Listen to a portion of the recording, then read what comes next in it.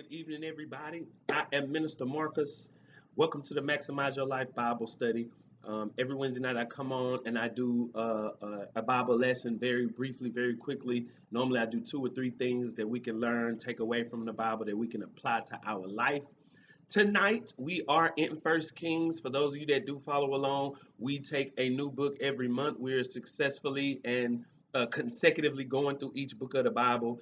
And this month we are in First Kings. All right, and so it's First Kings chapter 6. We're going to begin at verse number 37, and we are going to read through chapter number 7 to verse number 1. All right.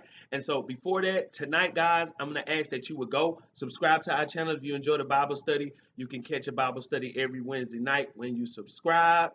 So just putting that in your ear. All right. And so with that, we're going to go right into the lesson. It's found First Kings chapter 6, verse number 37.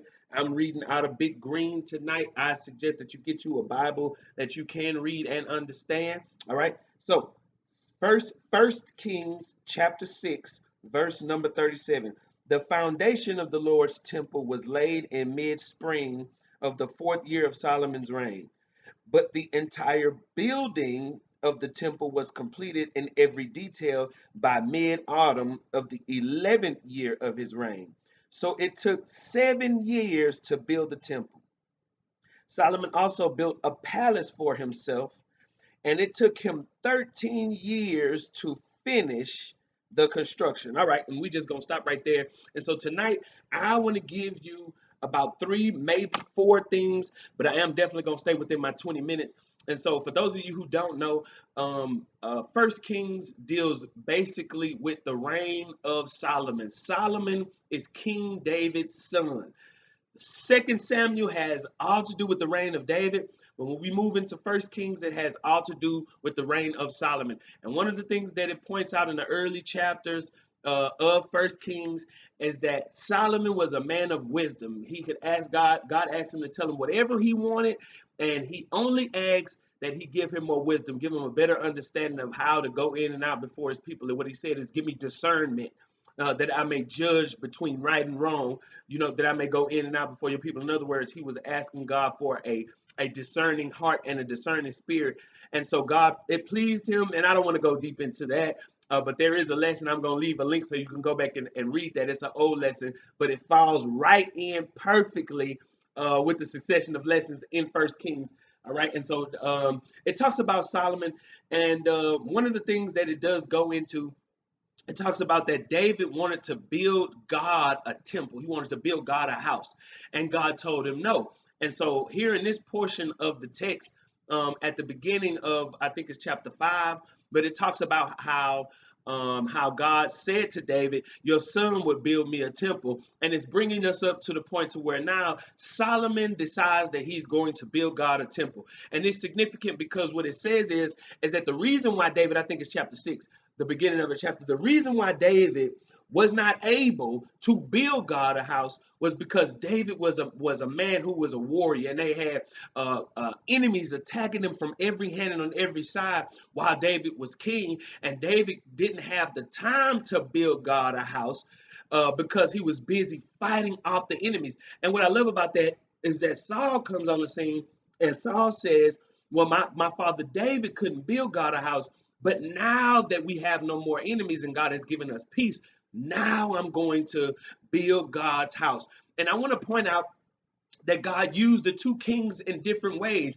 Even though David was Solomon's father, Solomon recognized that he was not put here to do what David did. And I think that's significant because so many times we try to live up, or we try to fill the shoes of somebody, or we trying to, be like other people. And I believe that God made you unique for a reason, and he made you different for a reason. And your assignment may not be the same assignment of the person that you're coming after or the person who you're filling in for. And so I always stress the fact that God made you different for a reason. And while David was a man of war who was a warrior, Solomon was a man who built.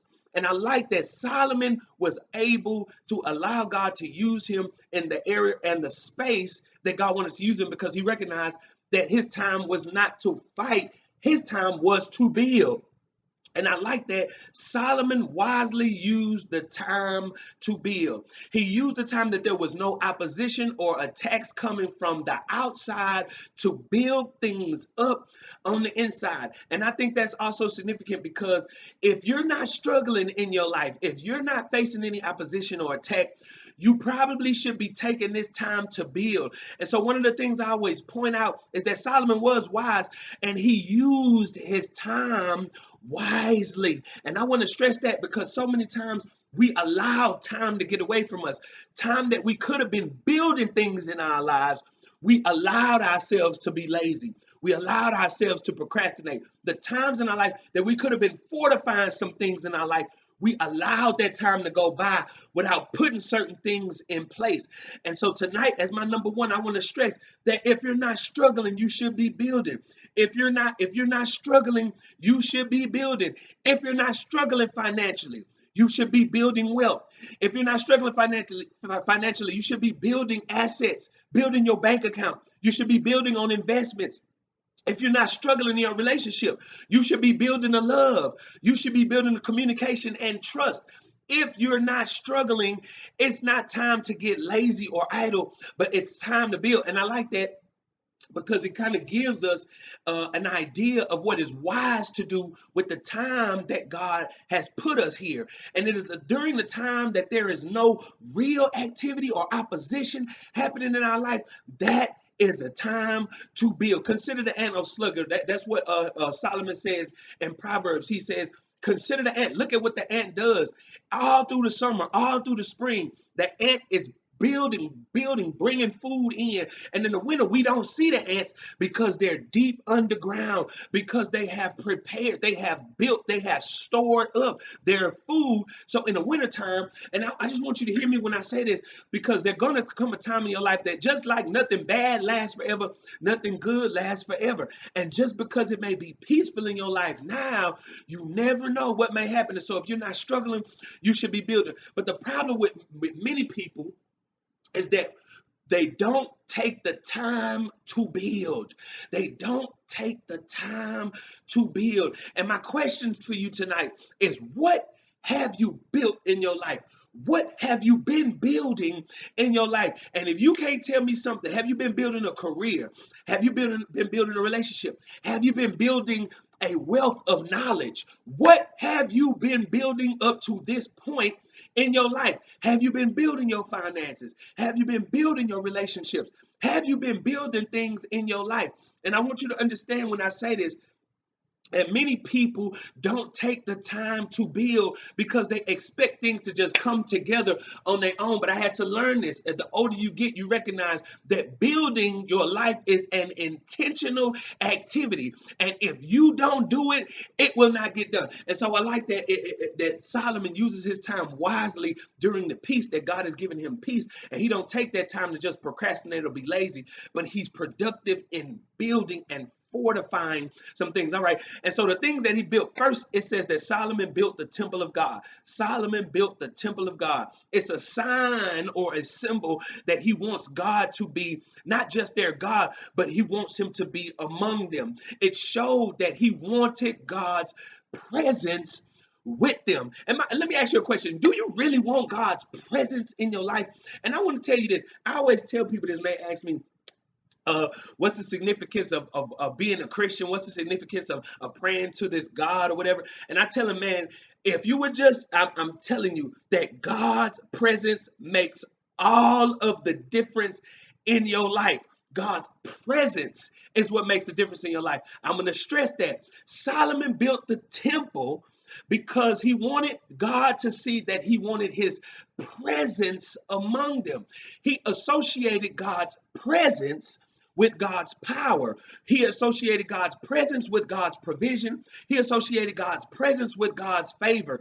And I think the problem is that many of us, we want God's promise, but we don't want God's presence. We want God's provision in our life, but we don't want God's presence. We want his protection, but we don't want his presence. Why? Because his presence immediately holds you accountable for your actions. And I want to stress this to you tonight, that you cannot have one without the other. I am so glad that the wisest man in all of the Bible took the time to build God a temple, to stress. And it shows us that even though he had wisdom, he still wanted the presence of God. And I want to encourage you tonight, for those of you who have not been cultivating that relationship with God, I'm telling you, it is God's presence in your life that makes the difference. It's God's presence that changes the circumstances in your life. And if the circumstances don't change, it changes the outcome by having God's presence in your life. You can't have one without the other. It brings to mind how the kids, I have some kids that are starting to, that have gotten older, right? Over 18, over 17, they done got grown. But I noticed this, right? That when they're young, they want you to do things with them. They want you to be with them. They want you to play with them and spend time with them. But the older they get, watch it, they want your stuff, but they don't want you, right? Yeah. They want to use your stuff, but they don't want you necessarily. And so I stress that because a lot of times we do God the same way. We want more of what he can give, but less of him. And I wonder if that's you tonight. I wonder tonight if the lesson is trying to get us to understand that God's presence is what makes the difference in your life. And so what I love about Solomon is he built God a house among them, which says, I want you to be with us. Have you made space for God to be a part of your life? Have you carved out 5 minutes in the morning just to talk to God? Have you carved out 10 minutes during your day just to read a scripture or two, to let God talk to you? Have you taken out the time to allow God the meditation to speak, to give you thoughts or impartation, improve or change your attitude during the day? Have you made space for God to be a part of your life? Not just asking him for stuff, but saying, God, I want you to live where I live. I want you to be where I am. I want your presence in my life. And we don't associate God's presence with the favor. We don't associate God's presence with the promise. But you can't have one without the other. And so I like that. The first thing that he did, he built God a house. The next thing he did, more practical, he built his own house. And let me stress that, right? I want to stress that for those of you who are trying to make your life transform or trying to make your life go better or be more productive, the first thing you got to do, I'm going to stress this, is that make sure that that thing is right with God. Make sure that relationship is intact with God. That don't mean you got to walk around holding the Bible or quoting the scripture every day. But I'm saying allowing God to come in and fix those things on the inside. And check this out. Once he did that, once the connection was tight, once he built God a house, he built his own house. Hear me when I say that. Once he built God a house, he was able to build his own house. And I think that's so significant because I think sometimes we try to do one before the other. But I think what you got to understand is that God is here for your inner man. And once you get your inner man together, you can build, come on, your outer life the right way. And so I like that it puts God's house first. And then Solomon built his own house. When I see house, I don't want you to think of a house. I don't want you to think of a palace, but I do want you to think about life. If we was to change that word to Solomon built his palace, change that word to Solomon built his life, I think that's when we can find the essence or the strength of what we just read in the story. Because when I see this, I see that Solomon built his own house. What I see here is the responsibility of building, a responsibility of building. He built his own house. It is your responsibility to make yourself a life and nobody else. And I want you to get this, that God was Solomon's God, but God didn't build the temple and God didn't build the house or the life for Solomon. But God gave Solomon wisdom, and the wisdom that Solomon had enabled him to align his resources in order to build God a house and then to build his own house. And I think that that's so significant because sometimes we go about just to do things right. And I like the fact that first it says that God blessed him with the wisdom, and once he had the wisdom, he was able to align his resources in such a way that he could make some things come together in his own life. And I'm wondering if that's for you tonight, I'm wondering if somebody who was watching has been trying to put their life together, but not necessarily understanding how or where things go. And I want to stress to you tonight that it's going to take God, as I said, to show you how your resources fit together, to show you how the plan is supposed to come together, to show you how things are supposed to fit, how people are supposed to fit into your life. Get this, it says that it took Solomon 13 years to build this house. And what that says to me is that he took his time because he knew he had to live in it. And I want to stress that whatever kind of life you make, you're going to have to live with it. You can love God, but if you make your life, this is what my mom used to tell me, if you make your bed hard, you got to sleep on that. If you make your life miserable, you're going to have to live with it. Whatever kind of relationship you build, you're going to have to live with it. Whatever kind of credit you build, come on, you're going to have to live with it. Whatever career, it took him 13 years. I mean, he took his time in building. And I want you to hear me when I say this, that whatever kind of life you build, whatever kind of career you build, whatever kind of relationship you build, you have to live with it. But here's what I like.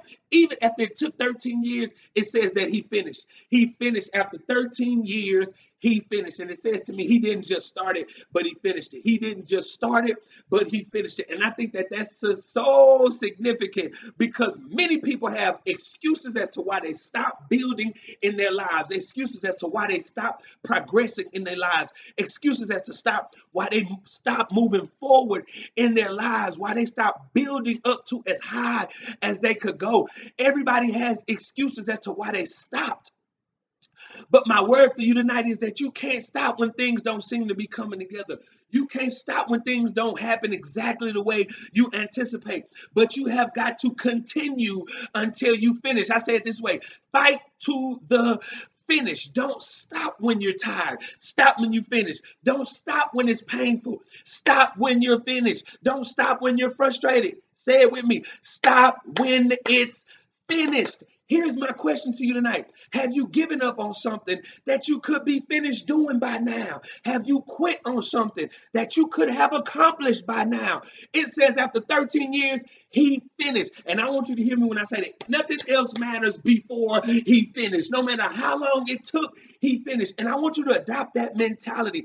I don't care how long it takes, I'm going to finish it. I don't care how hard it is, I'm going to finish it. If it's frustrating, I don't care how frustrating it is, I'm going to finish it. I want you to say that with me. Say, I got to finish this. No matter what it is in your life, you have got to finish it. Get this. It took years for Solomon to finish. It took years, not days, not weeks, but years. And I want to stress this when I say finish it.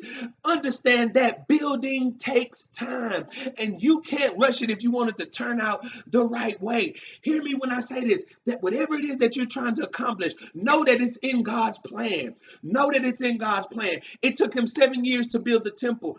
It takes time for it to come together. It takes time. Building is an intentional activity that takes time. It's in God's plan, but it's going to take time for you to build it. It brings to my mind Noah. When God says, Noah, I'm about to destroy the world. I'm about to send rain. I want you to live, but you got to build the boat. And it's going to take time. And hear me when I say that it didn't take Noah a week to finish, but it took him years to bring the boat together. The fact that it took so long does not mean that it was not in the plan of God. And I hope that's an encouragement for you tonight, because sometimes we think that just because things take longer than we expect or longer than what we want them to take, that is not in the plan of God. But I want you to hear me when I say this, that building your life is going to take time. And whatever you're chasing after, don't quit on it before God shows you that it can be done. And so with that, guys, tonight, that's all I have for you. I hope something that I said was able to encourage you. I want to encourage you to go visit our website, www.thegodmovement.com. And I hope that is able to bless you. Again, subscribe to this channel, to the YouTube channel. I am here to minister to you, to help you to grow your faith in God and help you as you try to navigate your walk with God and make your life a better life. That's why it's called the Maximize Your Life Bible Study, because I show you how the Bible is able, how God is able to enhance your life. And so with that, guys, tonight, thank you guys for tuning in. I will see y'all next week. I come on every Wednesday night at 8:30 right here on TGM television. So you guys be blessed. I'll see y'all next week. You have a good night.